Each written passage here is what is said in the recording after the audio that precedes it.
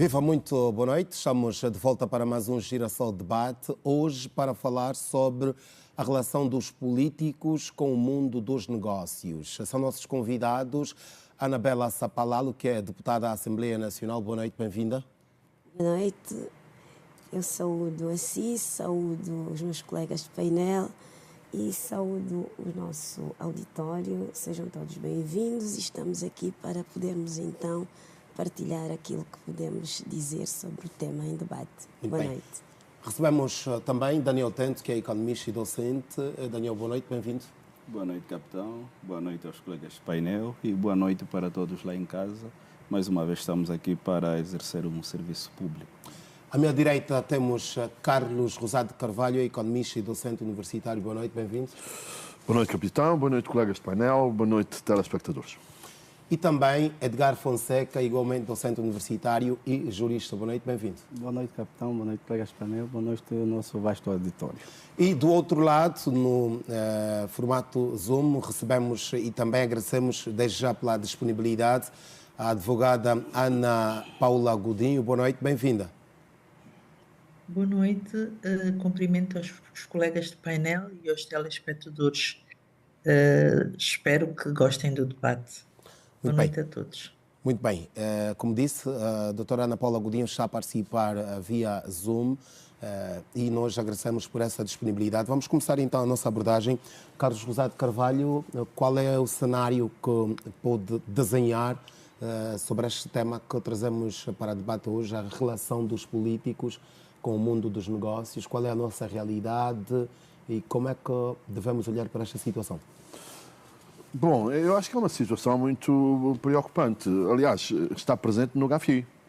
Uma das coisas que o GAFI assinala é justamente o facto de nós não conhecermos os últimos beneficiários das empresas. Esse é um problema gravíssimo em Angola. Todos nós sabemos que os políticos têm empresas, mas isso não é claro, não é transparente.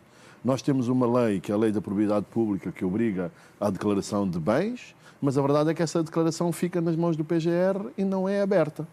Nem agora, com estes casos que nós vimos de corrupção, do combate à corrupção, também nós não sabemos, mesmo tendo ido a julgamento, nós não conhecemos os bens dos políticos.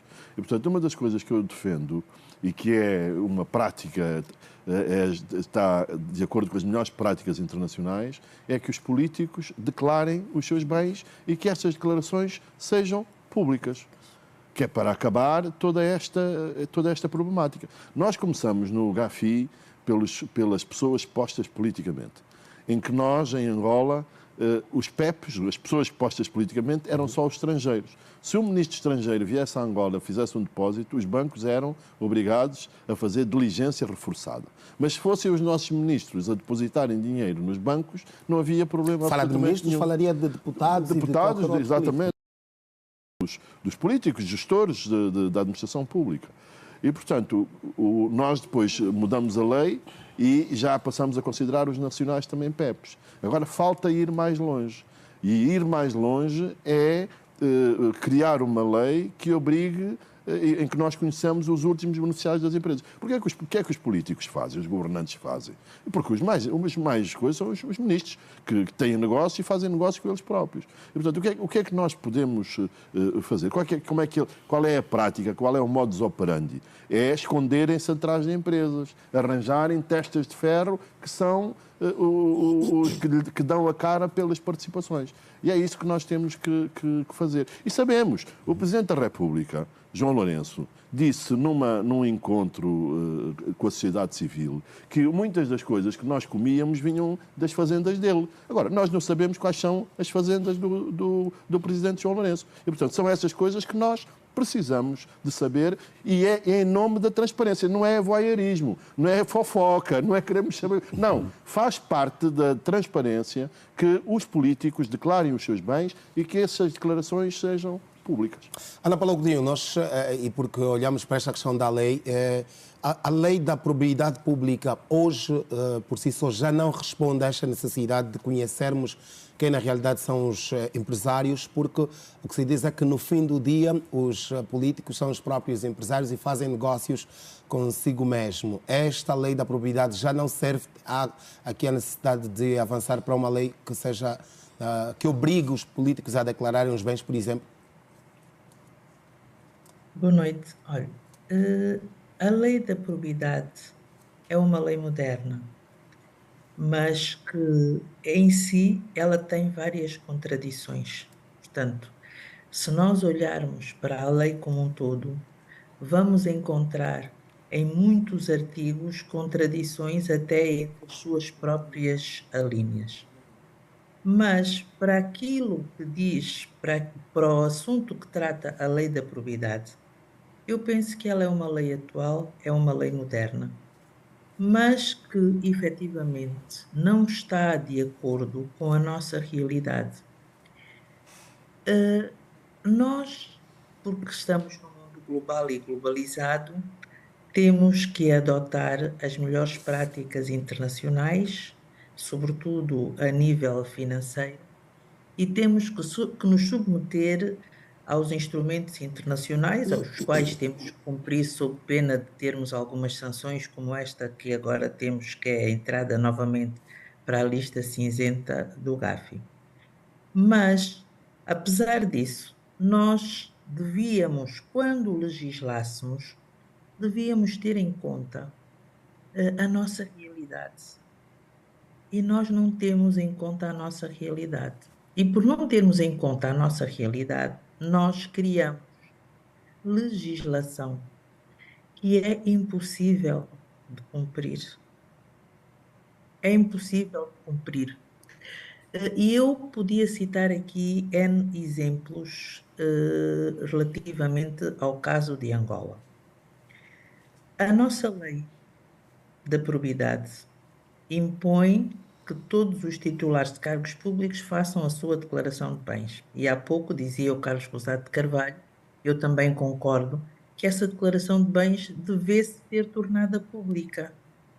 Os cidadãos têm que saber qual é o património de um indivíduo que vai exercer um cargo público quando entra, para a sua saída vermos efetivamente se houve ou não houve enriquecimento, porque o que é normal é que durante o exercício de um cargo público as pessoas até empobreçam, porque não podem exercer outro tipo de atividades. Ora, em Angola não é isso que nós verificamos. Porquê? Porque se impede, por exemplo, que um titular de um cargo público seja gestor, portanto, o único impedimento que existe é que ele seja gestor de uma sociedade comercial, mas pode, por exemplo, ser sócio de uma sociedade comercial. E por causa disto, nós encontramos grande promiscuidade. E não só a nível dos titulares de cargos públicos, dos membros do Executivo, também ao nível dos próprios deputados. Por exemplo, os deputados, acho eu, exercem uma função eletiva, portanto, estão ali para defender e representar o povo, estão a tempo inteiro, têm determinadas regalias condicentes com o exercício deste cargo a tempo inteiro, mas podem exercer outro tipo de atividades. Por exemplo, os deputados angolanos podem ser advogados. Eu não concordo com isto e é uma das coisas pelas quais me tenho debatido. Porque, efetivamente, quando o deputado está no exercício da magistratura enquanto deputado e tiver que votar qualquer coisa ligada ao mundo da advocacia, se ele for deputado e advogado, naturalmente que ele está num conflito de interesses. Tal como estará um magistrado, se porventura lhe for permitido ser sócio de uma sociedade comercial. Por acaso a lei da magistratura não permite aos magistrados serem sequer sócios de sociedades comerciais. Mas, na verdade, nós até sabemos, portanto, não podemos jurar, mas é público e notório que há muitos magistrados que têm negócios ou que estão por detrás de determinadas sociedades comerciais.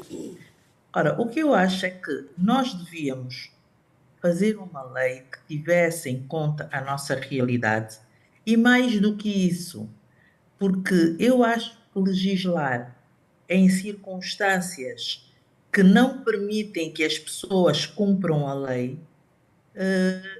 não faz bem à nação. Porque eu acho que na minha perspectiva de cidadã, é um ato de improbidade o Estado ter que adquirir uma residência, ter que adquirir uma viatura para um indivíduo só porque temporariamente está no exercício de determinado cargo. Acho que ele devia ser bem remunerado, ter de facto uma remuneração condicente com a sua condição de membro do executivo, de deputado, e depois o cidadão elegia a casa que quisesse ter, recorria ao crédito normalmente, o carro que quisesse ter. Portanto, acho que assim nós evitaríamos, não é, atos de improbidade, porque, Doutora, na já para verdade, terminar esta primeira abordagem, para passarmos também aos outros painelistas? está bem, sim senhor, pronto. Queria dizer, no fundo, que a lei é boa, mas que não é compatível com a nossa realidade. Portanto, nós devíamos, neste momento, repensar a lei. Doutora Anabela, enquanto a deputada, e ouvimos aqui primeiro o Dr. Carlos Rosado, depois a doutora Ana Paula, a questão das inconformidades ou da inconformidade que a lei traz em alguns casos, como é que olha para esta lei da probidade pública na verdade, a realidade é que deputados, por exemplo, têm estado a exercer cargos como advogados ao mesmo tempo. Isto, enquanto deputada, concorda? Qual é o seu posicionamento? Mais uma vez, boa noite. Eu acho que é importante, neste momento, fazermos aqui um enquadramento de tudo isto que estamos aqui a falar. E o enquadramento ao que eu me refiro é que quem está lá em casa tem que entender exatamente quais são as inconformidades e por que razão nós estamos aqui a fazer este debate. É o seguinte, não está em causa, no meu ponto de vista, não está em causa a questão do político fazer negócio ou do homem político, do homem de negócio. O que está aqui em causa é a transparência, são fatores que o Dr. Carlos Rosado já fez referência, como a transparência, a ética e a própria questão da legalidade ou legislação. O que é que se passa?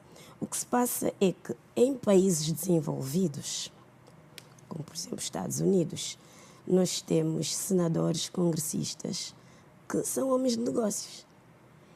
E eles ganham muito dinheiro, por exemplo, com a Bolsa de Valores. E temos também outros exemplos, como, por exemplo, falando dos Estados Unidos, temos, por exemplo, Donald Trump. É conhecido como um homem bem-sucedido ao nível dos negócios e já atingiu o nível mais alto é o nível em termos de político no seu país. E agora está a concorrer outra vez. Aqui ao lado temos o presidente da Zâmbia. E a grande questão é, em Angola, como disse o Dr. Carlos Rosado, nós temos vários políticos que também fazem negócios, mas nós não sabemos. Diz-se que o governador de Benguela é um homem de negócios bem-sucedido. Mas aqui a grande questão é, qual tem sido o nível de transparência, eticamente, e o nível de legaliza-se?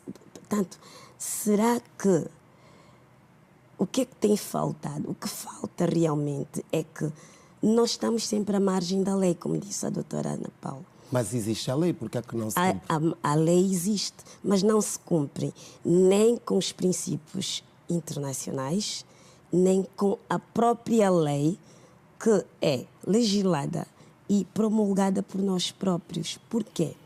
Porque estamos sempre na inconformidade, estamos sempre à margem. Então, a lei da probidade pública é uma lei boa, mas é uma lei que não se cumpre. Porque a lei tem que ser forte para o país e tem que ser amiga do cidadão.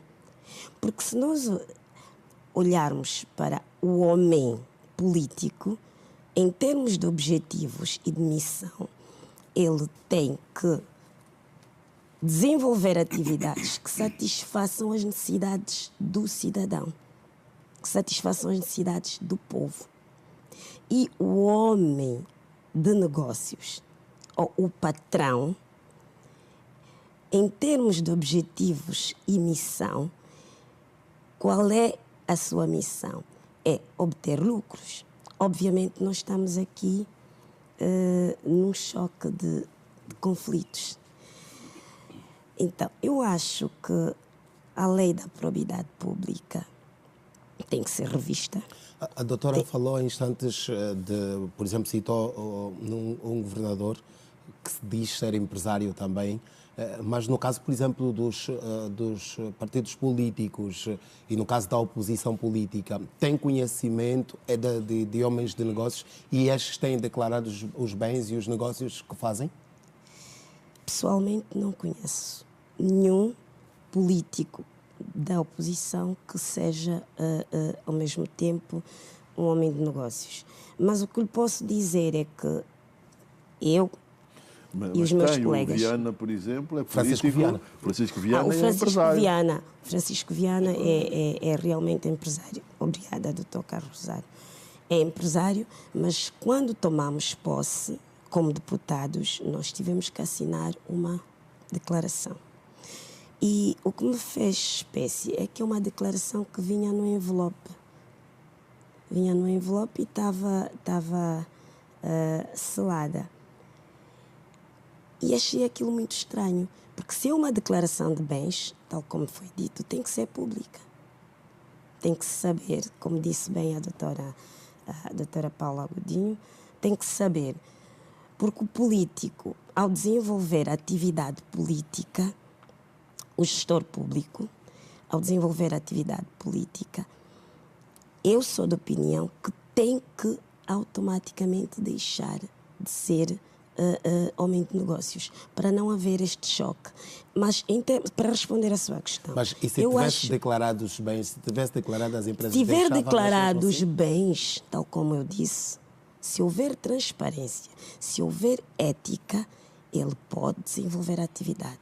O que tem faltado é exatamente a transparência e a ética, porque se estamos sempre à margem da lei, se agora, por exemplo, nós saímos na zona cinzenta do GAFI, por quê? Por incumprimento de algumas recomendações que são fundamentais, que têm a ver com a transparência. Não cumprimos com a lei da probidade pública. Na primeira legislatura, por exemplo, já foi aprovada também a lei da alta autoridade de combate à corrupção. E o combate à corrupção não tem sido cumprido, tem sido seletivo. Há muita gente que tinha que também ser sancionada, mas não tem sido sancionada. Portanto, nós temos aqui um grande problema que tem a ver com o cumprimento da lei. Ou seja, os políticos angolanos precisam de um novo código de ética. Nós já vamos passar também ao Daniel para mais uma visão econômica, mas porque falou em lei, falou em cumprimento de lei e transparência. Doutor Edgar Fonseca, como é que olha para toda esta situação? É realmente um problema de cumprimento da lei? A abertura que esta lei deixa, porque se existe, não é cumprida, quem está a falhar? Boa noite mais uma vez. Capitão, essa questão da discussão da relação político versus negócios é uma questão muito relativa no conceito de análise. Relativa por quê? Porque nós temos o perfil do político em duas variantes. Temos o político enquanto aquele que zela e trabalha em prol da população, e temos o político enquanto pessoa. E é preciso nós analisarmos o político nessas duas perspectivas. Porque nós temos o político que satisfaz interesses públicos e tem como missão preconizar, levar a cabo a satisfação do interesse da comunidade, do povo e daqueles a quem ele se propõe a realizar. Agora, temos o político enquanto pessoa que tem interesses pessoais.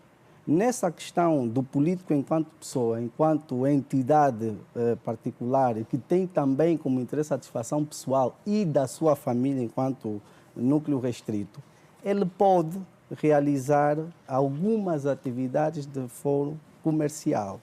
Por quê? E é normal que haja essa discussão e é bom que haja esse debate para também esclarecermos a opinião pública e os angolanos. Por quê?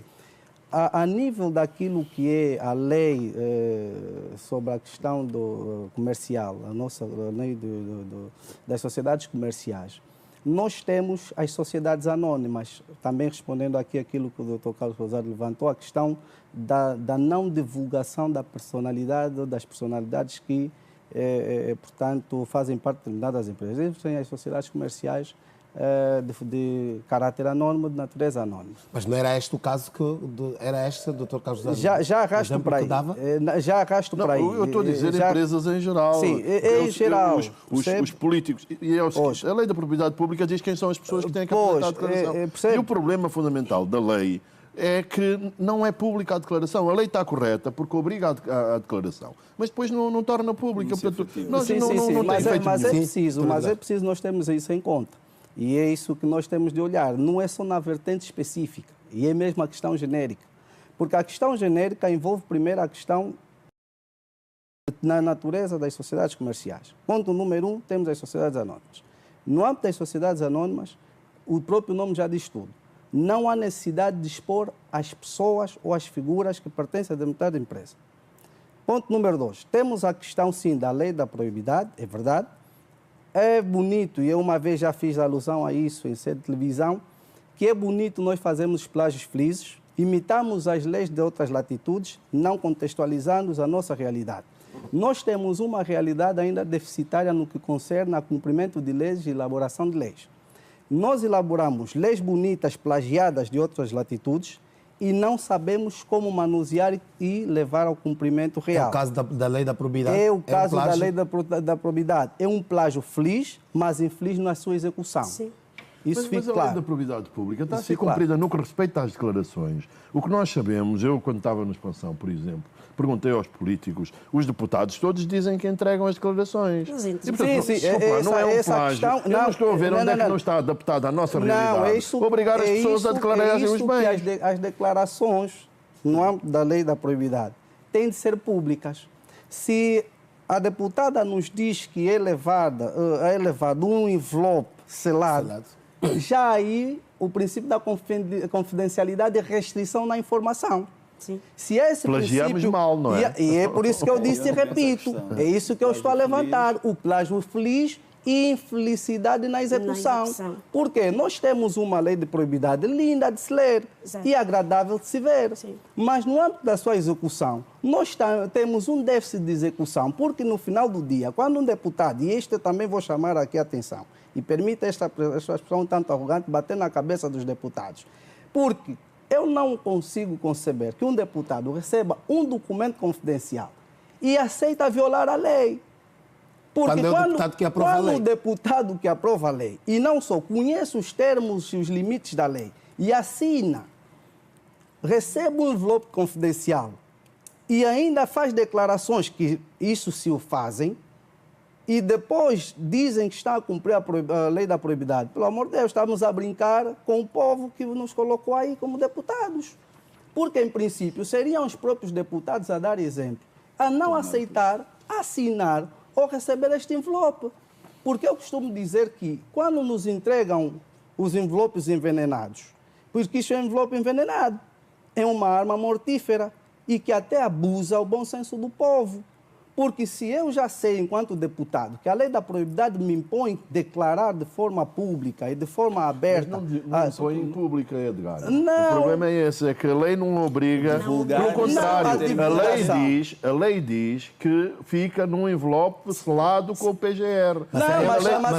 Este é o problema que estamos aqui a levantar. Mas então a lei está mal, tem que ser alterada. Ela é bem executada, ninguém está... Disse que a lei tem que ser alterada. Pois, a lei tem que ser alterada. Devia ser alterada, mas num contexto. Quando nós vemos os deputados, quando recebem a lei para a sua análise, estudo, análise, depois a aprovação na especialidade, depois na generalidade, têm tempo suficiente para abordar as questões de suficiências ou suficiências que essa lei demanda. Porque se nós pegarmos um plágio feliz, sabemos que aquela lei é de Portugal, sabemos que aquela lei é alemã, sabemos que é uma lei italiana. Por que razão nos submetemos, inclusive, a aprovar uma lei que sabemos que não se compadece com a nossa realidade? Conclua já esta essa questão. Isso é para dizer que nós temos, na variante que eu levantava aqui, o político, enquanto pessoa particular, obviamente tem e pode, sim, ter relação comercial e ter uma empresa. Ponto. Quanto à questão do que toca à política, não pode fazer negócio consigo mesmo e criar benefícios, tirar os dinheiros do erário público para satisfação pessoal ou para injetar na sua própria empresa, porque são promiscuidades que nós temos assistido, em que o indivíduo está num cargo e assume aquela expressão, agora é minha vez, e pega na sua empresa e coloca dentro da instituição para autofinanciar a sua empresa, cria regalias de financiamento à sua empresa com os fundos públicos. Aí não concordamos. Estamos de acordo que tem de se rever a questão da lei da probidade, mas temos de respeitar, sim, a questão da existência de políticos que também são comerciantes, aliás, são empresários. Por isso é que se falou de Donald Trump, por isso é que falou-se do governador Nunes da Fonseca, o que é normal, mas também, deixa-me só lançar aqui uma questão que é importante, mesmo para concluir, porque foi lançado esse repto pela doutora Ana Paula Godinho, salvo-se agora escapar-me um pouco, que tem que ver com... agora escapou-me um pouco, que é a questão das leis serem elaboradas num contexto e depois, na altura do seu cumprimento, estão fora do contexto a que se preconizava. Por quê? Porque na altura em que os deputados começam a discutir e a altura que vai para a sua aprovação, há um desfazamento temporal. Isto tem de ser revisto. As leis têm de ser pontuais, atuantes e dentro do limite e o critério que levou a ser criado. Leis fortes para o país. Muito bem. Vamos também passar a palavra ao Daniel Tendo para a sua primeira intervenção. Daniel Tendo, em termos de impacto económico, o que é que esta questão de termos empresários políticos ou de políticos empresários pode trazer em termos de impacto negativo, por exemplo, para a atração de investimentos? E há instantes falávamos do GAFI. É por esta questão de falta de cumprimento da lei da probidade ou a falta de compliance até dos próprios bancos, por exemplo? Exato. Bom, não obstante, tal como já foi dito aqui, que o político, numa perspectiva pessoal, tem interesses privados, que pode muito bem desenvolver negócios, existe aquilo que é a prática, olhando a nossa realidade, não é?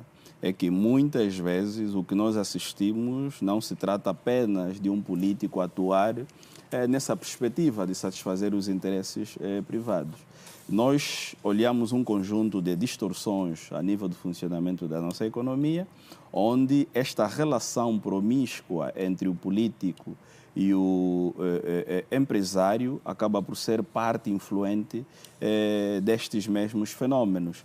O capitão pergunta, por exemplo, o que é que impediria ou quais seriam os efeitos do ponto de vista da atração do investimento estrangeiro direto, de um contexto econômico em que existe essa promiscuidade. Obviamente que um investidor quer entrar num mercado justo e previsível, um mercado que permita uma atuação legal que cumpra-se ou em que se cumpra todos os princípios legalmente constituídos. Quando assim não acontece, e ao ouvir a doutora Godinho e o doutor Edgar, percebe-se claramente que a lei também não ajuda.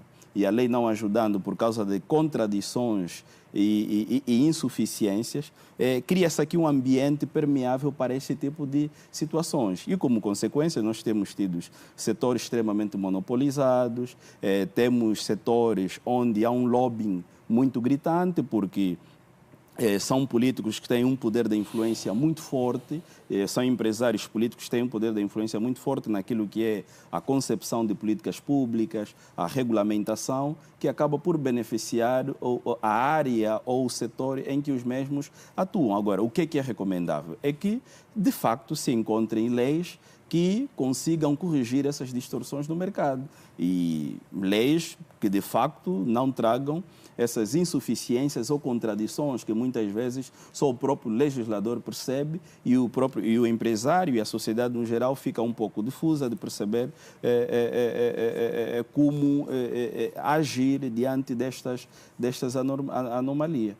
Não sei, capitão, se me permites só uma coisa sobre a questão do investimento direto estrangeiro. Sim. Eu tenho um caso concreto em que afeta o investimento direto estrangeiro.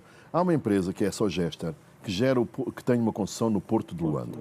A Sogester era detida maioritariamente pela Maersk, que é uma empresa dinamarquesa. E os sócios da empresa dinamarquesa eram um fundo de investimento das Forças Armadas ou a Caixa de Previdência das Forças Armadas, uma coisa qualquer. E sabe o que é que aconteceu? As Forças Armadas ou a Caixa de Previdência vendeu a participação. E não se sabe a quem vendeu. E a Maersk foi-se embora de Angola porque não sabia quem eram os sócios que compraram... Fez sem consultar o sócio, não?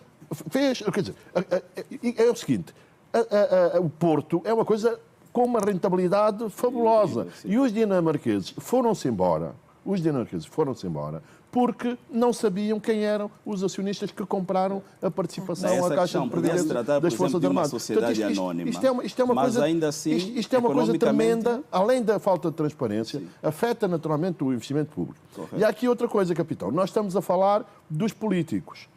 E que também, se me permite, doutora Anabela, é o seguinte, nós tivemos o doutor Samacuva, que fez uma apresentação. Se a UNITA não está de acordo, por que é que vocês não divulgam as vossas declarações de rendimentos? Se vocês não estão de acordo com a lei, a lei diz que é entregue em envelope fechado à PGR. Mas isso nada impede que a doutora Anabela divulgue a sua declaração. Claro, ou o engenheiro Adalberto Costa Júnior. Falou também da Alta Autoridade contra a Corrupção. A verdade é que a UNITA também não diz e não propõe um nome para a Alta Autoridade contra a Corrupção. A lei prevê. Portanto, vocês têm essa faculdade. Mas eu estou a dizer os partidos políticos. E, em particular, um partido político que é o MPLA. O MPLA tem empresas. O MPLA tem bancos. E, portanto, também isto tem que ser transparente, não é só os políticos. Nós temos que... Os partidos políticos servem para se candidatarem a eleições. Os partidos políticos não são empresas, não podem ser empresas.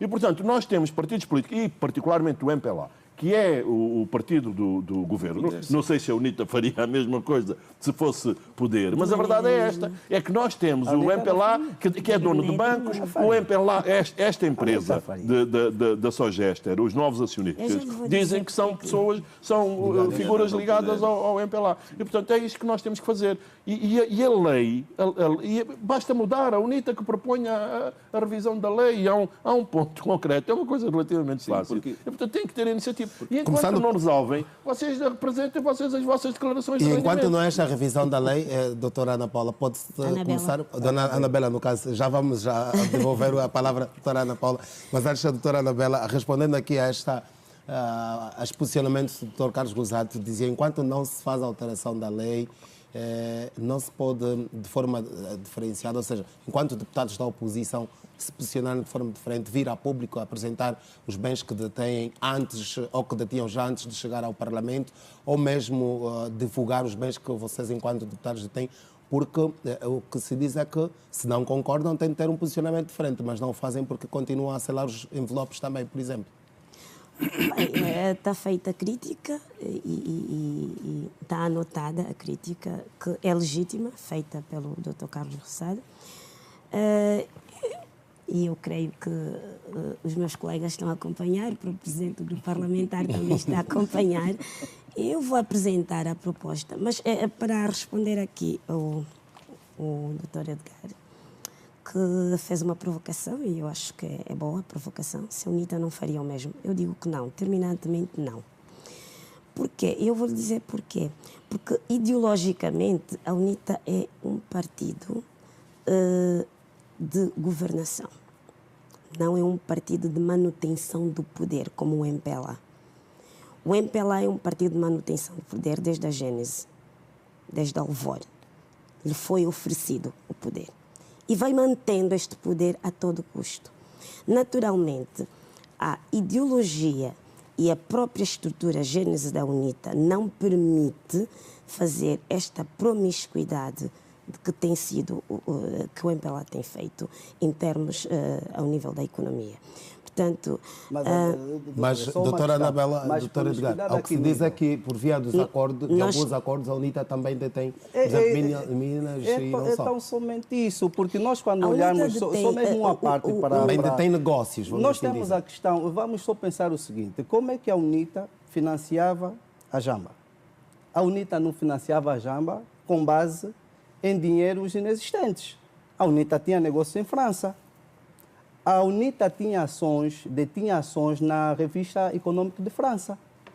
O doutor Jonas Savimbi... Mas está a falar com não, eu estou a falar com propriedade. toda a propriedade e lisura, porque o doutor Jonas Savimbi era um conselheiro... É grave e assumimos gravíssimo. isso. Por quê? É Então, gravíssimo. como é que a Jamba autossustentava-se?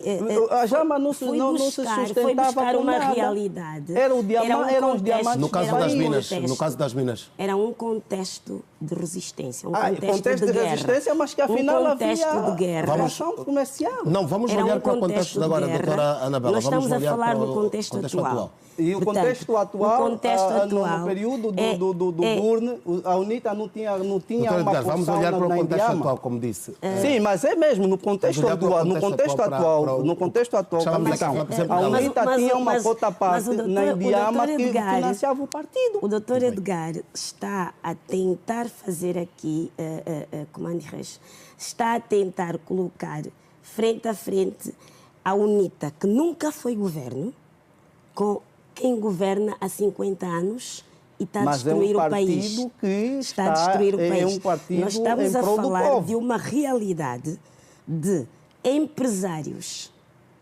que têm cargos públicos e que não são transparentes. A UNITA tem-nos também. Por essa A UNITA- razão, o presidente se tem- João Lourenço agora... Vamos se voltar tem- a chamar a doutora existem Anabela, se a tem- Ana Paula Godinho. Pode se tem- também se o pedir doutor caso queira. Edgar, se o pratica doutor um ato de Edgar, se tráfico o doutor Edgar de tem uma combustível. prova, então traga esta prova. Ok, enquanto aguardamos pela Vamos prova... vamos ter a Traga esta prova. prova. Enquanto aguardamos pela prova, vamos Traga passar a esta palavra prova. à doutora Ana Paula Godinho. Se Doutora tem Ana uma Paula prova Godinho, dessas, é uma questão de falávamos trazer a aqui há prova. instantes dos Estamos a partidos assumir a políticos. paternidade dos atos Mas seus, vamos nacionais. pedir aqui alguma urbanidade para podermos ser compreendidos por quem nos acompanha. Dizia, vamos, doutora Ana Paula Godinho, voltar a olhar para esta questão do financiamento, por exemplo, dos partidos Eu políticos. não vou aqui falar em partidos políticos porque Vamos eu falar de não políticos, visto certo? camisola de um partido político e acho que nós temos que falar no tema que nos trouxe aqui, que é Eu acho que sim. o tema, a relação entre políticos e negócios. E quero dizer aqui o seguinte, um político pode ter negócios. O problema começa quando há promiscuidade entre o cargo que desempenha com a sua empresa. Portanto, isto passa por o Estado, na sua relação com os cidadãos, na contratação pública, agir com transparência, submetendo-se ao princípio da legalidade. Ora, o que é que nós assistimos? Nos últimos anos, a maior parte dos contratos públicos são adjudicados por via direta, sem a existência de um concurso público. Ora, quando não existe um concurso público e não vence aquele que apresenta a melhor proposta, que é mais competente, quando as adjudicações são diretamente feitas à entidade A, B ou C. É óbvio que isto levanta suspeição. Levanta suspeição, mina o tráfico jurídico ou comercial, porque efetivamente as outras entidades que não são beneficiárias dessas adjudicações diretas ficam prejudicadas, porque muitas vezes até podem ser mais competentes e ter preços mais competitivos do que aquelas entidades que foram escolhidas.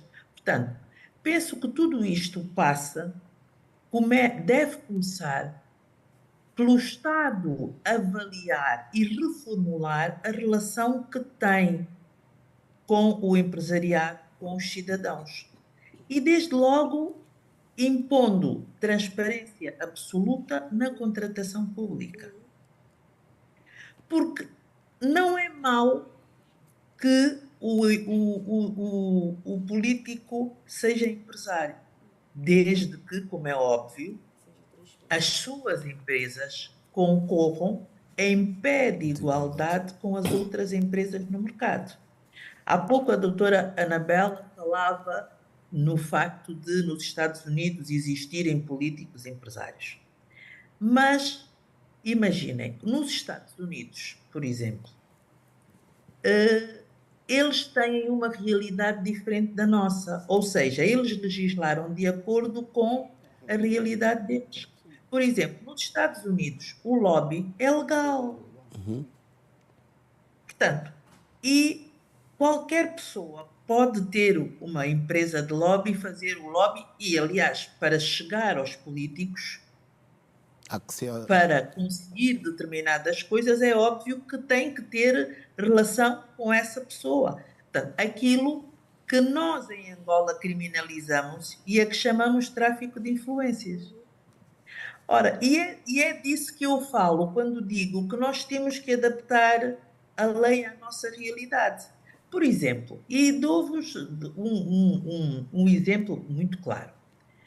A nossa Constituição de 2010 erigiu o costume a fonte imediata do direito.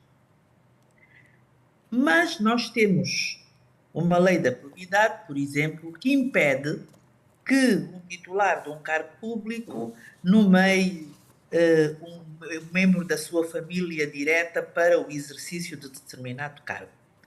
Ora, nós somos angolanos e todos nós sabemos, por exemplo, que a família tem muito peso na criação, no mundo do homem angolano. Não há um cidadão angolano que não proteja a sua família e, sobretudo, naquelas famílias em que o cidadão se destaca por qualquer razão. Esse cidadão carrega a família às costas. Ora, nós, quando legislamos, devemos ter em conta essa realidade.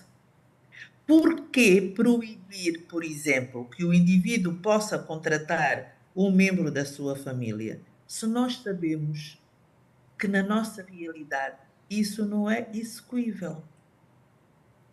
Ora, o que é que acontece com essa proibição? O indivíduo procura meios para contornar essa proibição e fala de modo incorreto, prejudicando muitas vezes outras pessoas, porque às vezes até pode acontecer que o membro da família da pessoa tenha competência para o exercício de determinado cargo, tenha capacidade. E por que não? Fica prejudicado só por ser membro da família do indivíduo. Portanto, e para terminar, o que eu gostava de dizer é que tem que haver aqui a moralização da atuação da administração pública, sobretudo naquilo que diz respeito à contratação pública. Os políticos podem ser empresários se as suas empresas concorrerem em igualdade de circunstâncias com todas as outras. Se os processos forem transparentes, se houver um concurso público e no momento toda a gente puder consultar, os concorrentes puderem consultar os processos uns dos outros, e de todos saírem dali com a sensação de que venceu o melhor. Portanto, o que não ajuda, de facto, à transparência e ao bom ambiente de negócios são, na maior parte dos casos, adjudicações diretas, permanentes, não é? Em situações em que verificamos que existem outras entidades com competência para o exercício, para, portanto, abraçarem aquela obra ou aquele serviço que está a ser contratado. Portanto, é preciso, antes de tudo, antes de proibir o que quer que seja, antes de se alterar a lei, de se moralizar a atuação da administração pública. Porque não adianta criar uma lei que ninguém cumpre. E é o que acontece. Há bocado a doutora Anabela falava na alta autoridade contra a corrupção. Esta alta autoridade contra a corrupção não descolou do papel.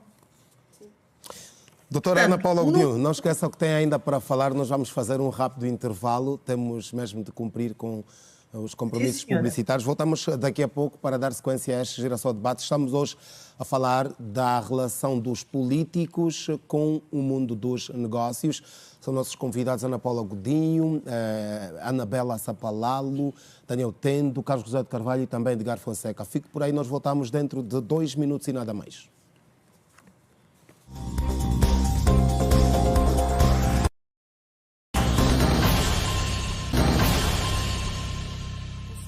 Uma vez mais, muito boa noite. Estamos no seu programa Girassol Debate, hoje a olhar para a relação dos políticos com o mundo dos negócios. Já o dissemos na primeira parte, são nossos convidados Ana Paula Godinho, que é advogada e participa por via Zoom.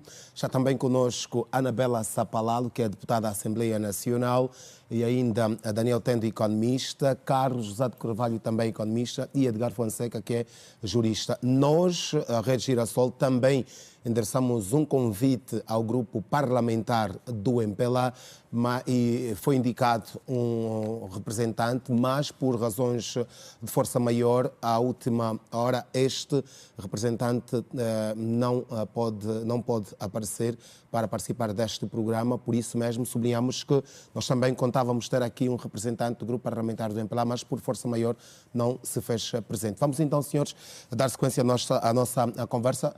Doutora Ana Paula Godinho, eu interrompi para fazermos o intervalo. Vou-lhe dar mais um minuto para concluir a sua abordagem, até porque o doutor Carlos José de Carvalho diz que quer concordar ou discordar com algum momento da sua abordagem.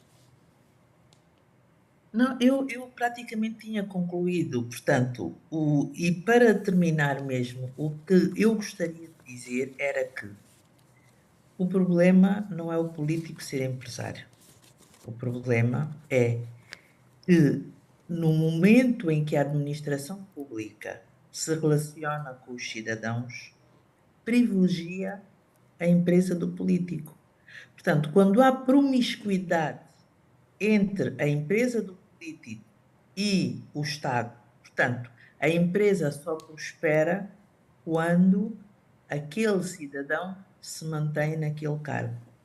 Portanto, e ligado a este aspecto, deixem-me também chamar a colação um outro aspecto. Há pouco, o Carlos José de Carvalho disse muito bem que nós também passamos a considerar os ministros angolanos, os titulares de cargos públicos angolanos, PEP.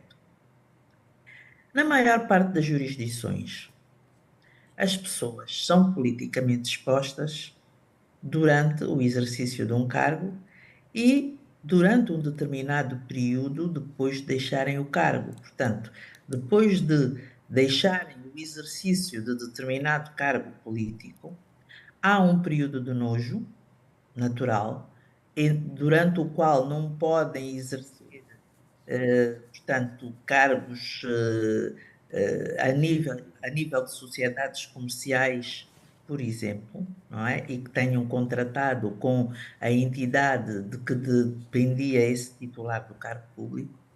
Mas a nossa lei considera que o indivíduo é PEP para toda a vida. Portanto, PEP uma vez, PEP sempre. Ora, o que isto origina?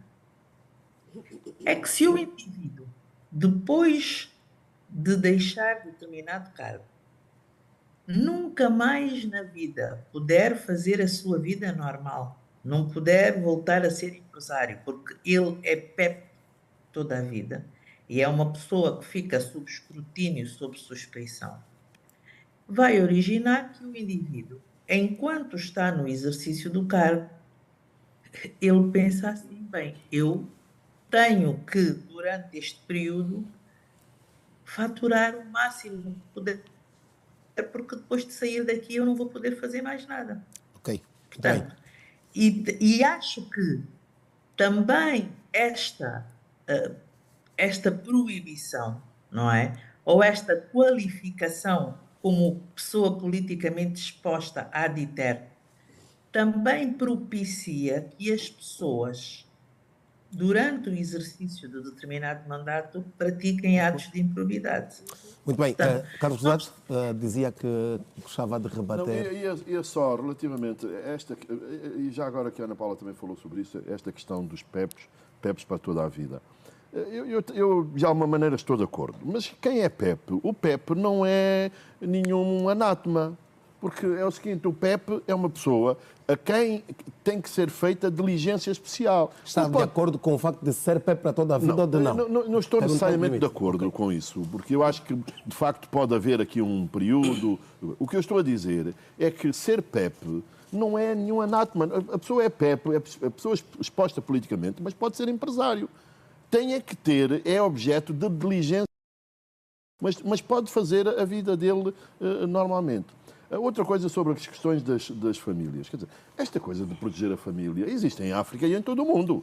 Não é só... A Ana Paula que me perdoou, não é uma tradição africana, é uma tradição universal. Em todo o mundo as pessoas protegem as suas famílias. Mas quando se nomeiam familiares, como se faz muitas vezes aqui e também em outros países, isto tem um nome, que é nepotismo. Porque nomear... Carlos é defensor de não acontecer esta nomeação de um familiar? Não, pode acontecer desde que a pessoa seja competente. Por exemplo, há partidos políticos. Eu tenho um caso concreto, enfim, não quero falar de partidos políticos. Por exemplo, o Prajá do Abel Chivucovuco. O Américo sempre trabalhou com o irmão. Quer dizer, é natural que se ele for se fosse alguma coisa, que convidasse o irmão. Estas coisas são claras. Nós tivemos aqui um caso, que foi a Isabel dos Santos, em que foi mal. Porque a Isabel dos Santos foi nomeada pelo pai, isto tinha claramente conflito de interesses. Sim. Aí não pode ser nomeada. Agora, quando há competências, a lei não é problema, porque estas nomeações de familiares chama-se uma coisa que é nepotismo. E isso não pode nem deve acontecer. Mas o que é preciso é, de facto, transparência. As pessoas podem ter negócios? Claro que podem, as pessoas podem ter negócios. O Trump tem negócios, como foi dito aqui. Agora, nós não podemos ter ministras da Educação que tenham colégios. Isso nós não podemos. Não devemos ter. Não é possível. Está a perceber? Este tipo de coisa... Mas se já o tinha antes de chegar a esta... Então que se faça e que nós conheçamos...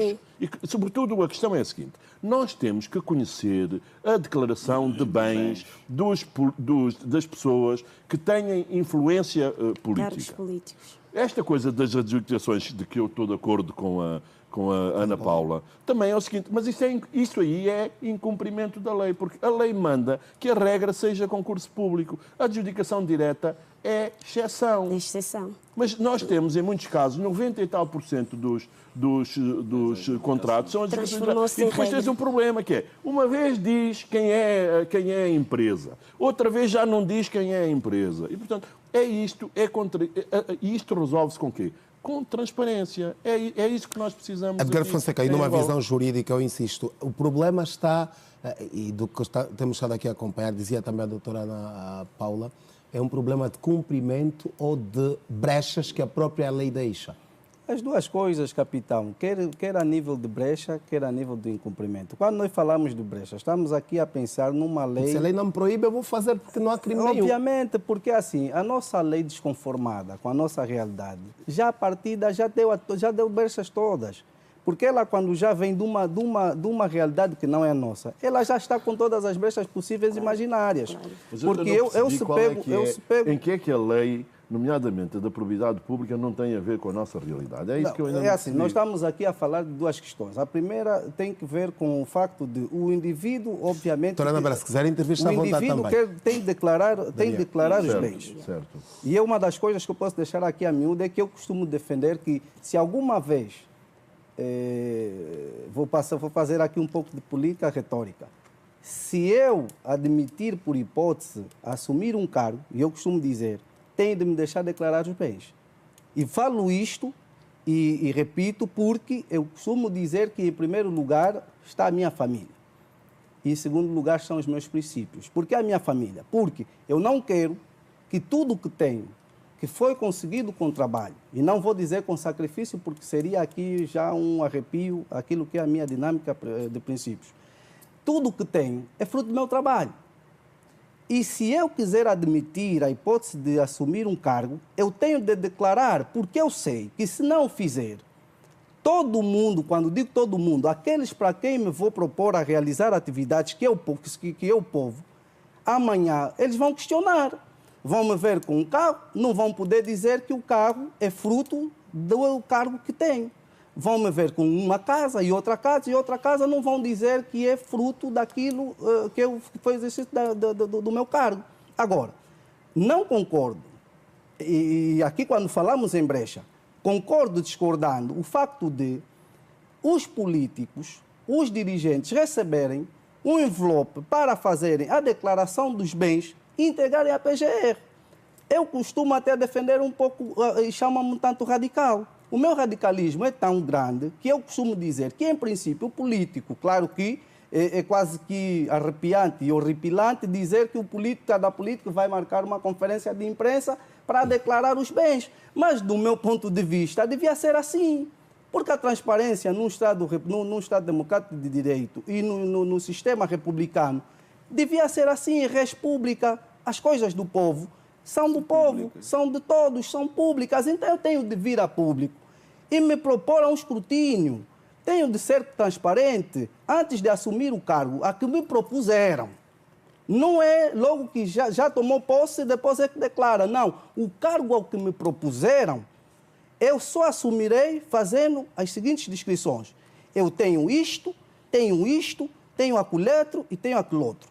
Isto vai permitir que o povo vai saber que este indivíduo que vai nos dirigir, ou vai assumir o cargo Y verbos, já tem a bem início. Mas é exatamente... E mais, doutora Anabela, só para concluir, conclua, eu costumo dizer, e há aqui um desafio interessante que temos feito já há algum tempo, os deputados têm, a título protocolar, 3 viaturas, não é? Tem a viatura de campo, de apoio, não, a título de exemplo, não estou aqui a ser concreto, mas aquilo que a miúdo se fazia no passado, que era um protocolar, um de campo, um protocolar e um para apoio familiar. Os deputados não, mas os dirigentes tinham este conceito. Os dirigentes. Aqui são os deputados, aqui veio a cabeça, mas os dirigentes. Eu costumo dizer que, em princípio, é errado que um dirigente saia para assumir o cargo, não tem essas condições e passa a ter fruto do cargo. E quando sai do cargo, não entrega esses bens que são do Estado, ou seja, que são todos nós. Por isso é que eu costumo dizer, em princípio, do meu ponto de vista e a nível pessoal, se eu tivesse sido proposto para um cargo, a primeira coisa que eu tinha de fazer é isso. Eu já tinha de ter os 3 pressupostos. A doutora Ana Paula... Mas não entregam. Doutora Anabela, vamos pedir a palavra há algum tempo, sim? É o seguinte... E recordo que estamos a olhar para a relação dos políticos com o mundo dos negócios. Este é o nosso tema central. Eu gostaria de pedir que nós voltássemos ao tema. Exatamente. Porque parece que estamos aqui a divagar. E voltando ao tema, significa que a lei da probidade pública, e como foi dito muito bem pelo Dr. Carlos Rosado, é uma lei boa. E é bonita de ler, mas ela não é cumprida. E por não ser cumprida, nós temos que fazer leis que sejam amigas do cidadão. Temos que fazer leis que sejam fortes para o país. O que tem acontecido, têm sido feitas leis conjunturais para ajudar a enquadrar quem está a governar. Ou seja, leis doutora Anabela feitas, está a dizer leis que tem feitas, estado no a Parlamento lei, a aprovar a essas lei, leis. eu não disse que eu tenho estado no Parlamento, eu sou desta... Mas a doutora lá está. A lei da probidade pública foi aprovada em 2010. Está a dizer que não esteve, Doutora mas... Edgardo, Em vamos 2010. Deixe-me acabar. E é o seguinte, se ela não tem sido cumprida, então tem que se fazer duas coisas. Primeiro, é preciso um novo código de ética para os políticos angolanos. Isto tem que ser feito. Porque se não cumprem nem as regras internacionais, nem as regras internas, então estamos perante um problema. Não cumprem um tanto radical. Agora a já é falar neste caso caricato. dos negócios. Deixe-me... Sim, não, mas vamos deixar a doutora do concluir. ponto de vista dos negócios. Vamos só deixar a doutora concluir. Porque não há transparência. E aqui estamos de acordo, todos nós, que não existe transparência. Se não existe transparência, então é preciso que nós, se quisermos continuar a ser país, precisamos de um novo código de conduta. E qual deve ser o ponto de partida para a O criação deste novo ponto de código de conduta? partida, a lei da probidade pública tem que ser revista. Primeiro, temos que rever esta lei. Onde é que tem-se falhado? Concordo plenamente que nós não podemos transportar leis de uma realidade para outra. Temos que fazer leis para a nossa realidade e que realmente sejam amigas do cidadão. Leis que sejam amigas do cidadão. O cidadão tem que se rever naquelas leis. Conformadas com a nossa realidade. Exatamente, conformadas com a nossa realidade. Porque tudo isto depois desemboca onde? Numa confusão tremenda do mecanismo econômico. É o mecanismo econômico, o mecanismo social que está todo às avessas. Porque depois tem consequências. E uma das consequências que temos é a pobreza extrema. Porque nós não estamos a cumprir com aquilo que John Stuart Mill disse, que é a ética do utilitarismo. A ética do utilitarismo. Tudo que eu faço tem que trazer felicidade para mim e para os outros. Ok, sim. A questão é só a seguinte. Então, mas, meus senhores, a lei da probidade pública é de quando? 2010, não é? 2010. Então, em 14 anos, os senhores ainda não tiveram a oportunidade de propor uma alteração da lei da probidade pública. Essa aqui é a questão, doutora Anabela. Tem toda a razão, E eu vou lhe doutor dizer Carlos isto. Rosado. Está-me a falar de cumprimento da lei. Eu vou lhe dizer o seguinte. O Orçamento Geral do Estado suspende este tal carro que o Edgar estava a dizer de apoio à residência. E os senhores deputados todos foram vocês que aprovaram o Orçamento Geral do Estado, não fui eu. Os senhores deputados aprovaram o Orçamento Geral do Estado. E o Orçamento Geral do Estado suspende o carro de apoio à residência. A senhora não tem um? Eu tenho Pois é, a questão é essa. Eu não quero personalizar isto, peço desculpa. Mas não Mas podemos há aqui fazer uma assim. tendência de atacar o deputado porque está aqui o Não, deputado. não ataque o Nós deputado. vamos Não olhar. ataque o deputado. Vamos olhar para Doutora Anabela, porque o dou-lhe 30 segundos para deputado, concluir esta abordagem. pela lei do país, o deputado não ofere de um rendimento que seja suficientemente confortável para adquirir um carro e para adquirir uma casa. Estou consigo. Certo? Estou de acordo Pela consigo. lei do país, não. E então, o deputado tem que ter condições para trabalhar. E este problema não é meu, nem é do Mas deputado. é apoio à residência, não é para trabalhar. É de apoio à residência. E o meu ponto é só que está suspenso pelo Orçamento Geral do Estado. E estando suspenso, vocês não podem receber o carro. Foram vocês que aprovaram o Orçamento Geral do Estado, não fui eu. É só isso. Porque têm... eu concordo. vamos voltar A Ana Paula estava a aos dizer negócios que como as estão. pessoas têm que ganhar bem. Os políticos, se nós queremos que os políticos não Doutor sejam Carlos, corruptos, têm que ser bem remunerados. Estamos todos de acordo sobre Eu isso. posso terminar. Pode, desculpa. Posso terminar. Muito obrigada. Só Doutor mais um Carlos. minuto para concluir. Tá bem. Temos que passar também a Disse muito já está bem. muito calado. As pessoas têm que ganhar bem. Têm que ganhar bem para não roubarem. Fala dos políticos ou de todo o trabalhador? De todos. Estamos a falar dos políticos, mas os trabalhadores todos. Porque o que acontece em Angola? Nós criamos o hábito porque nós temos um histórico e o nosso histórico não é bonito. O nosso histórico vem desde a acumulação primitiva de capitais. Sim. E esta acumulação primitiva de capitais, que foi a transferência de capital para um grupo. E nós sabemos quais são as consequências. E Eu posso dar um exemplo. A transferência do capital da Angola Telecom foi diretamente para onde? Para a Unitel. E nós sabemos quem foi o dono da Unitel. E agora transferimos outra vez este mesmo mau hábito, que eu chamo de mau hábito, que vem trazer transtornos à economia, para quê? Para as tais contratações, as adjudicações diretas. Conclua mesmo. Sim. E tudo isto traz estes transtornos todos à economia. Estamos a criar pobres. Angola é um país que está a criar uma população pobre.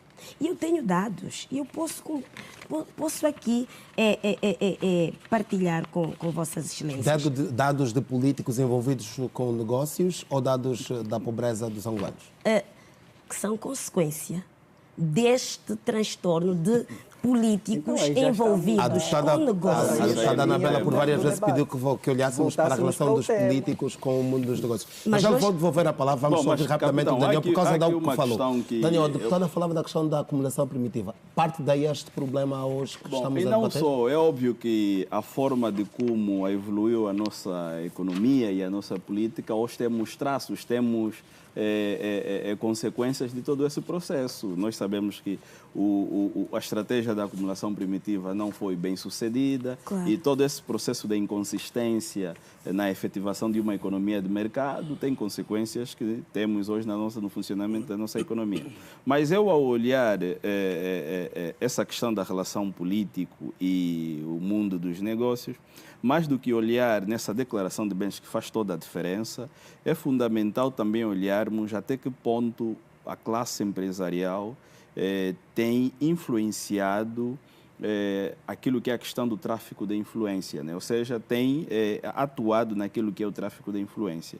Nós sabemos que muitos empresários, que são também políticos, muitas vezes beneficiam os setores em que atuam e acabam por ter uma posição de vantagem em relação aos demais. Isso é um mal para a economia, porque causa estas desigualdades. Sim. E, em termos de privilégios de informação, acabam por sair beneficiados. Há empresários que investem em determinados setores por terem o privilégio da informação, e o que não é bom, porque o que se precisa, o que se pretende é um mercado justo em que todos tenham ou participem com as mesmas regras de jogo. Então, mais do que olhar essa questão que faz toda a diferença da divulgação dos bens, é importante olharmos até que ponto o tráfico da influência tem comprometido a nossa economia. A outra questão que também faz toda a diferença é a questão da contratação pública, a contratação das empresas. Aqui, hoje a adjudicação direta acabou por ser a regra e não a exceção, tal como o Carlos frisou. Em situações anormais e atípicas que a própria lei prevê, é que essas situações deveriam acontecer. Infelizmente, aqui inverte-se a ordem e acaba-se por ter aqueles que são os negócios para com o Estado. Nós temos sempre empresas que acabam por dominar, ou seja, são sempre as mesmas empresas, e o que não é bom, porque acaba por bloquear ou fechar a entrada de mais empresários. Então, é importante nós olharmos essa questão de forma mais abrangente, porque existem muitas outras variáveis que acabam por comprometer isso. Há realidades em que privilegia-se mais o ex-político no mundo dos negócios do que propriamente o político, porque nós aqui vimos que não é mal nenhum, em princípio, um político ter negócios, mas nós sabemos que a incursão histórica, a nossa realidade traz aqui uma linha tênue entre o interesse do político enquanto pessoa e o político enquanto gestor. Por isso é que não é muito preferível. Eu ainda olharia um cenário ideal de um ex-político na atividade econômica, porque vai trazer conhecimento, vai trazer expertise, mas aqui é algo que faz toda a diferença, é o quadro legal, é o sistema legal. Porque esses países, como falamos aqui muito dos Estados Unidos da América e todos aqueles estados desenvolvidos, em que isso é quase cultural naquilo que é atividade comercial ou atividade econômica, existe um quadro legal rígido, um quadro legal que tenha em conta a questão da ética, a questão da transparência, para evitar essas distorções ou falhas a nível do funcionamento do mercado. Porque se não existirem leis que se adequem à realidade, se não existirem mecanismos que inibem este tipo de prática, obviamente que mesmo sendo ex-político, vai sem sombra de dúvidas acontecer. Então, eu olho numa perspectiva mais holística, trazendo todas essas variáveis que no final do dia influenciam de que maneira a nossa economia, torna a nossa economia menos competitiva, porque nem todos acabam por ter o mesmo nível de informação, torna a nossa economia pouco diversificada, porque são sempre determinados setores que acabam por dominar, tendo em conta esse eventuais tráfico de influências, o que não é bom para o funcionamento da economia como um todo. Muito bem, meus senhores, eu vou pedir que agora sejam mais pragmáticos nas abordagens, porque começamos a ficar sem tempo. José Fonseca está a pedir a palavra rapidamente. Eu queria só dar aqui uma pincelada rapidinha a questão que foi levantada sobre o empresariado ou não. É preciso nós vermos que aqui no nosso país nós não temos tipicamente um empresariado, nós temos um comercialismo, ou seja, nós temos comerciantes e não empresários, na sua generalidade, ou seja, de forma específica temos empresários. Por que eu digo isso? Nós temos, quando se fala aqui da questão da vantagem ou não, nós estamos a olhar aqui num critério pouco real.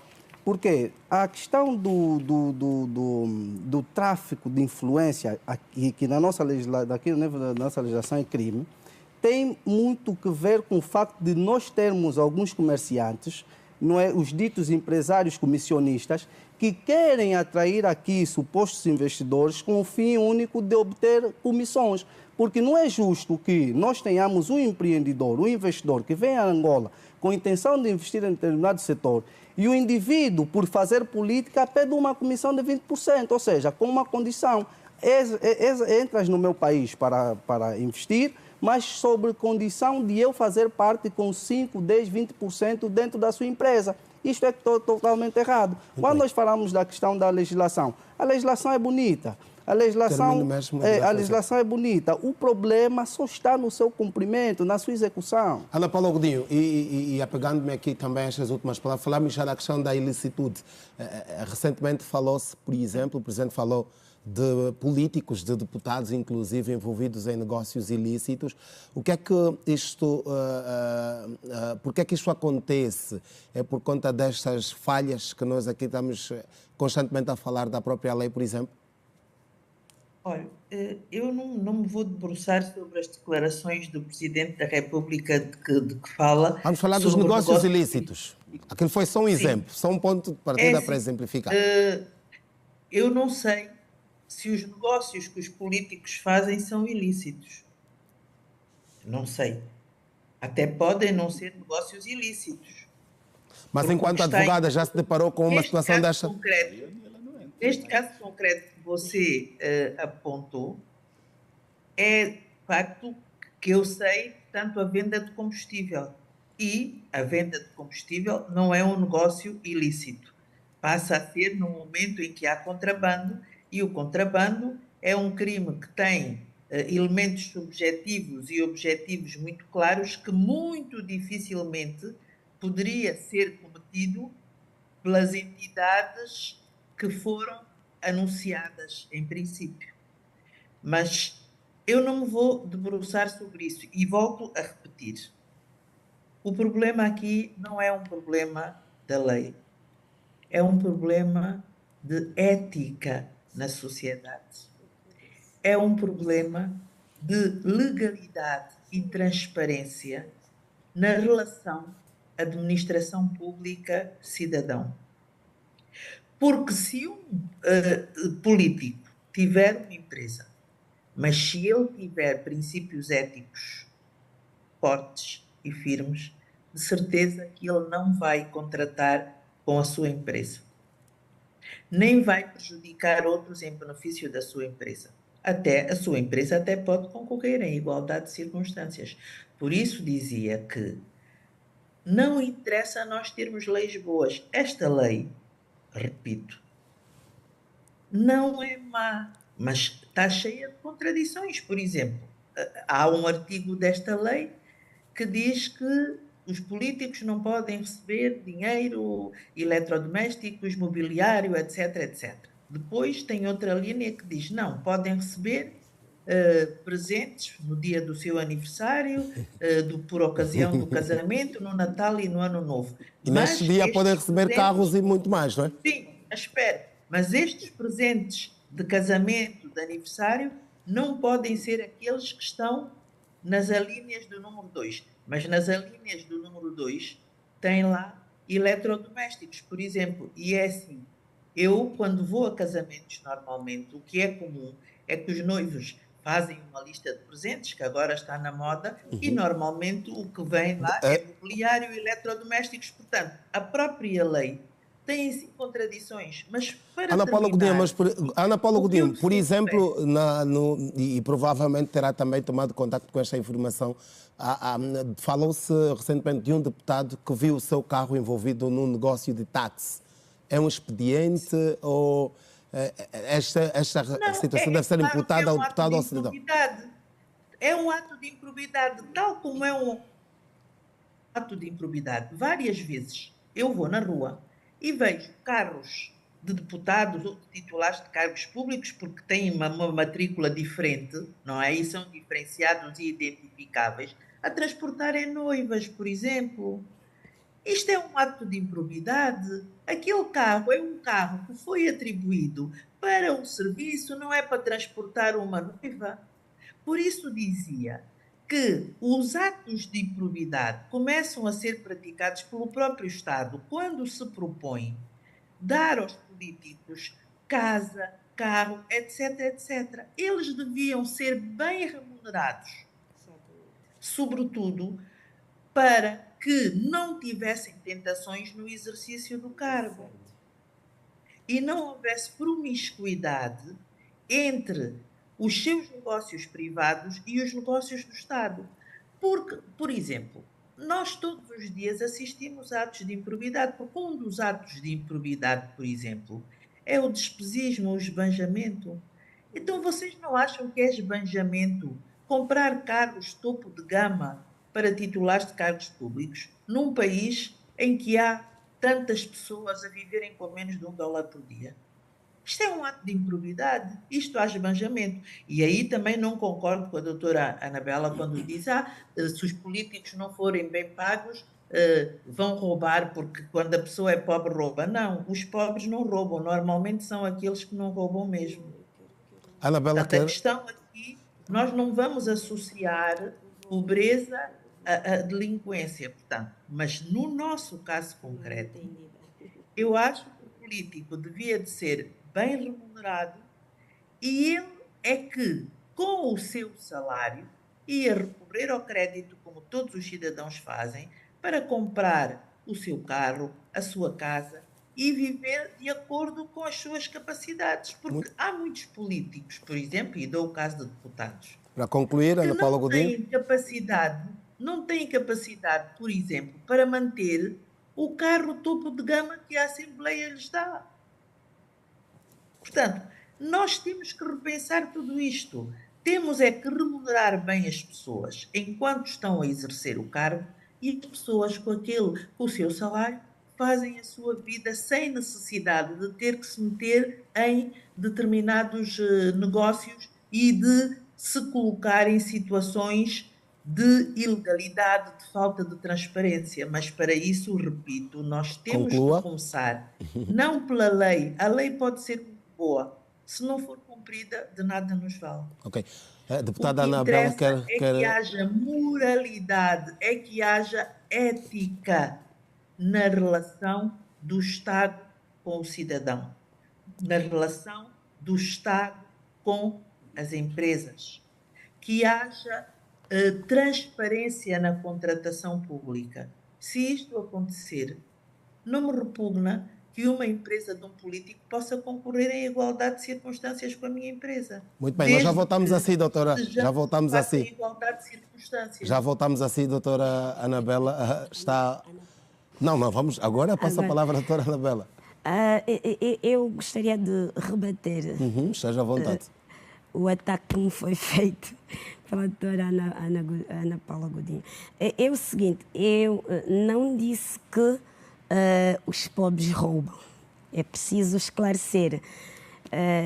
O que eu quis dizer, e acho que neste ponto estamos de acordo, é que quando as pessoas não ganham bem, tendencialmente tentam encontrar outras formas de sobrevivência.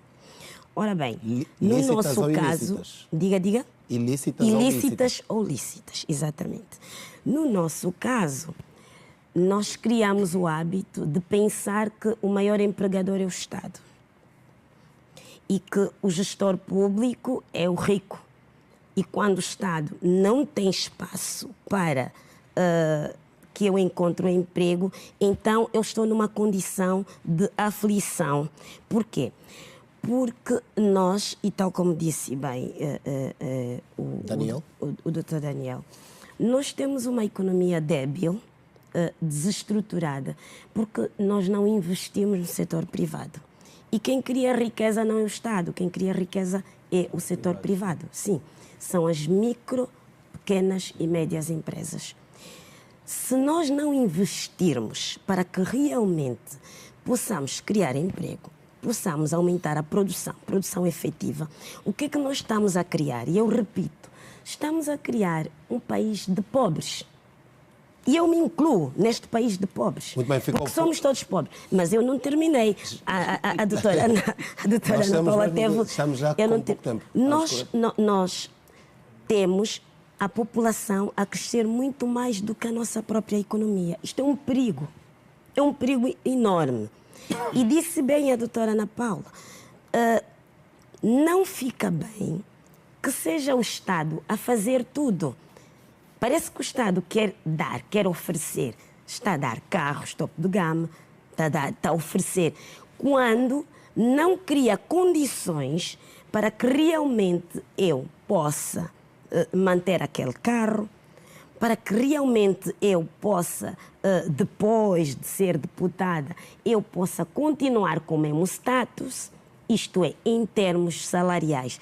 Era neste sentido que eu estava a dizer que não fica bem que eu tenha, eu sou agora deputada, tenho um salário que na nossa realidade pode ser, e o deputado angolano é o que menos ganha relativamente aos deputados da SADC. Nós podemos ver, relativamente esta coisa de que os políticos devem ganhar bem, eu também estou de acordo. Mas vamos dar um caso, vamos tentar perceber o seguinte. E já que está com a palavra, conclua, porque temos já pouco tempo. Exatamente. Por exemplo, um deputado em Portugal ganhará o equivalente a 4 mil euros, mais ou menos. 4 mil euros são 4 milhões de quantos? Mais ou menos. Sim, sim.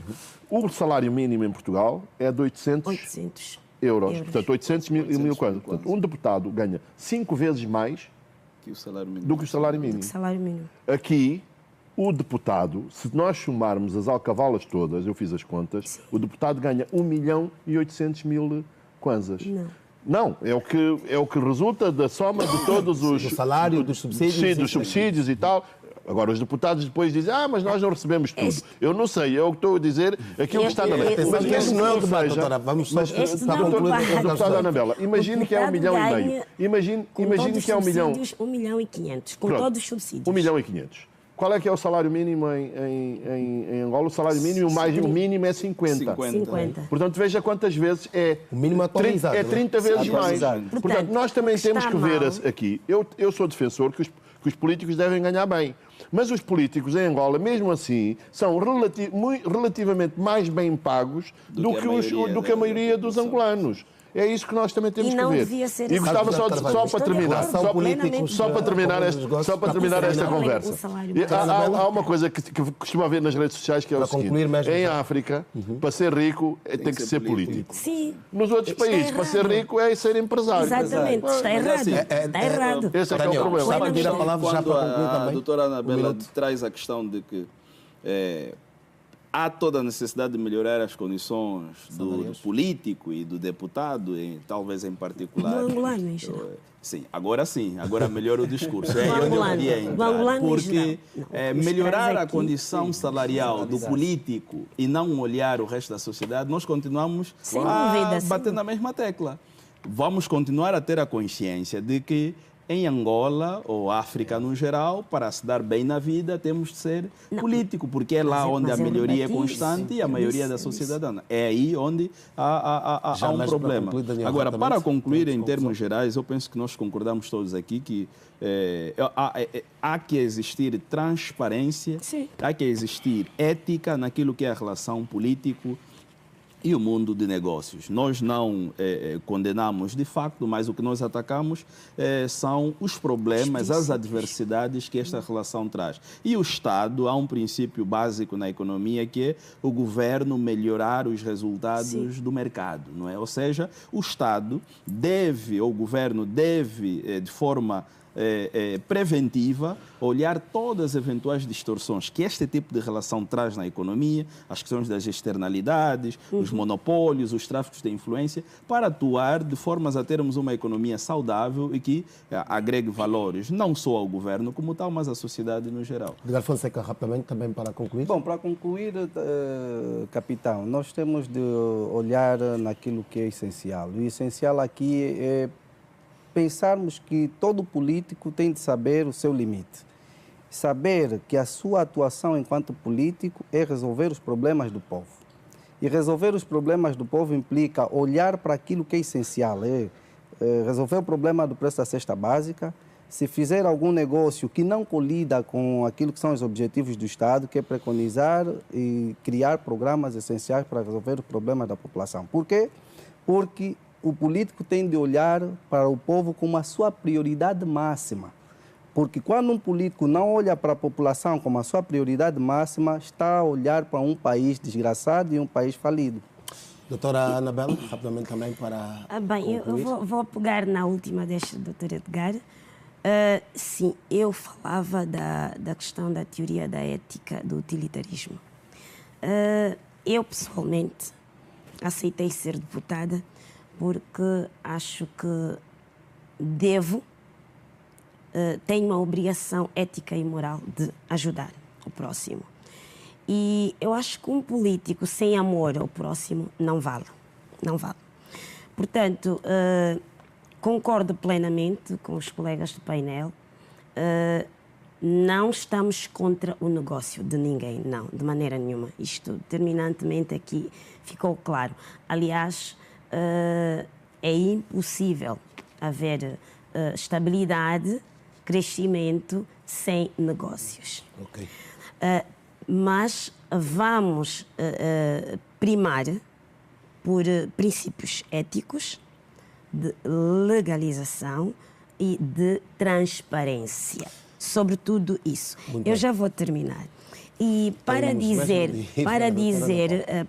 responder ao Dr. Carlos Rosado, isto foi mesmo já no início, eu peço desculpas aos nossos telespectadores.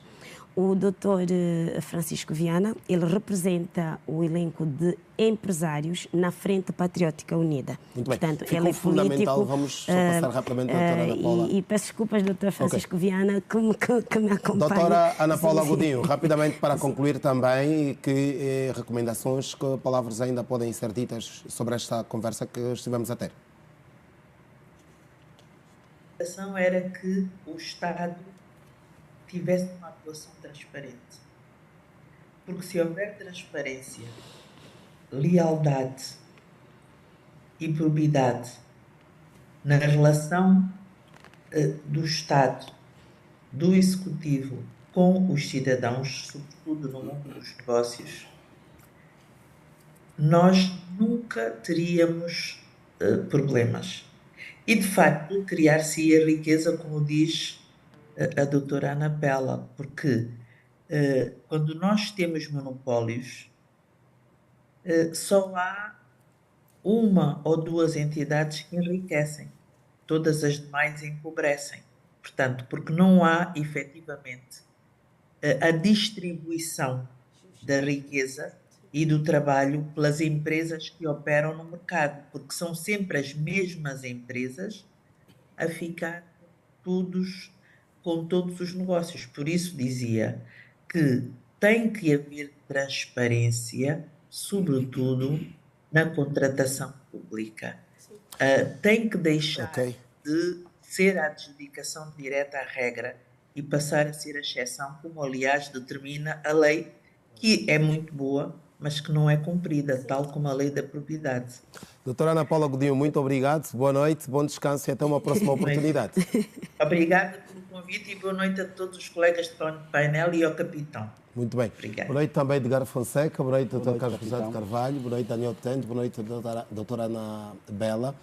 E reiteramos que contávamos ter também neste programa de hoje um deputado da bancada parlamentar do MPLA, todavia não foi possível por questões de vária ordem, de acordo com a informação que recebemos antes mesmo de começarmos o nosso programa. Nós hoje falamos sobre a relação dos políticos com o mundo dos negócios. A você que esteve a acompanhar-nos, muito obrigado.